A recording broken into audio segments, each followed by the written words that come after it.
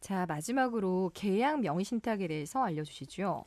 네, 그 신탁자가 이 수탁자에게 이 매매 계약 체결 권한과 등기 이전까지 모두 위임하여 이 신탁자는 전면에 나서지 않고 이 수탁자가 직접 소유자와 이 매매 계약을 체결하고 등기까지 이전받는 유형입니다. 네, 사례를 통해 좀 알아볼까요? 네, 이것도 아까 사례와 좀 비슷한데요. A라는 사람이 어떤 땅을 사려고 했는데 이 자신이 구매하면 세금 폭탄을 맞을 것 같은 거예요. 네, 그래서 자신인 친척인 그 B에게 이 명의를 빌려달라고 하였고 B 역시 를 수락합니다. 네, 여기까지는 중간 생략형 명의신탁과 비슷하죠. 네. 하지만 여기부터 좀 차이가 있는데요. 이 좀 전과는 다르게 이 부동산 매매 계약을 체결할 때 A가 나선 게 아니라 이 B가 직접 땅 주인 C와 부동산 매매 계약을 체결하고 이 등기까지 이 음, B가 받은 사안이 이 계약 명의신탁입니다. 소유권은 과연 누구한테 있을까요? 근데 이 그 계약 명의신탁의 소유권 문제는 조금 더 복잡한데요.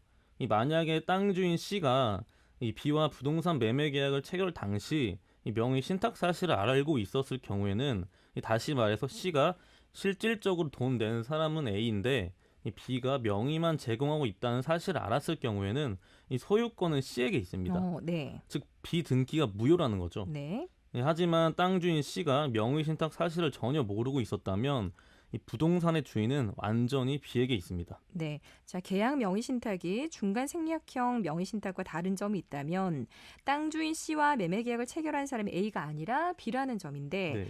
만약에 또 이 B가 몰래 제3자에게 땅을 팔아버린 경우에 이 제3자는 부동산을 소유할 수 있습니까? 근데 이 역시 아까 마찬가지로 네. 이 제3자가 명의신탁 사실을 알았는지 여부와 상관없이 네. 제3자는 소유권을 취득합니다. 네. 자, B는 A에게 민사상 불법 행위에 의한 손해배상 책임을 질까요? 이 경우에는 그 A는 B에게 민사상 불법 행위에 대한 손해배상 청구할 수가 없습니다. 네. 왜냐하면 아까 위에서 설명했듯이 이 땅 주인은 B잖아요. 네. 설사 B가 아니라도 이 부동산 소유권은 C에게 있습니다. 따라서 B가 다른 사람에게 부동산을 판다고 해도 A에 대해 불법 행위가 성립하지 않는 거죠. 네. 하지만 B는 그 A의 돈으로 땅을 구매했고 그 땅을 다른 사람에게 팔았으니 그 매매 대금을 공짜로 얻게 됐잖아요. 그렇죠. 네. 그런데도 불구하고 손해배상 청구를 하지 못한다고 한다면 A에게는 조금 불합리하죠. 네. 이 경우에는 그 A는 B에게 이 불법 행위에 의한 손해배상을 청구할 게 아니라 이 부당이득 반환 청구를 해야 합니다. 네. 이 청구 금액은 B가 제3자에게 부동산을 판 매매 대금 상당액이 되고요. 형사상으로 책임은 없습니까? 이 경우에 그 네. 대법원은 계약 명의 신탁에서 이 매도인이 선인 경우에 이 수탁자가 임의로 부동산을 처분했다고 하더라도 네. 횡령죄로 처벌할 수 없고 이 처분 대금을 이 반환하지 않고 소비하였다고 하더라도 네. 이 배임죄 역시 처벌할 수 없다고 하여 이 횡령죄나 배임죄가 성립하지 않는다고 하였습니다. 네.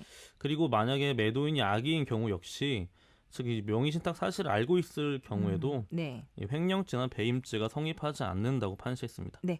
자, 오늘 법률 톡톡 지금까지 서한샘 변호사와 함께 명의신탁에 관해서 이야기 나눠봤습니다. 네, 고맙습니다. 감사합니다.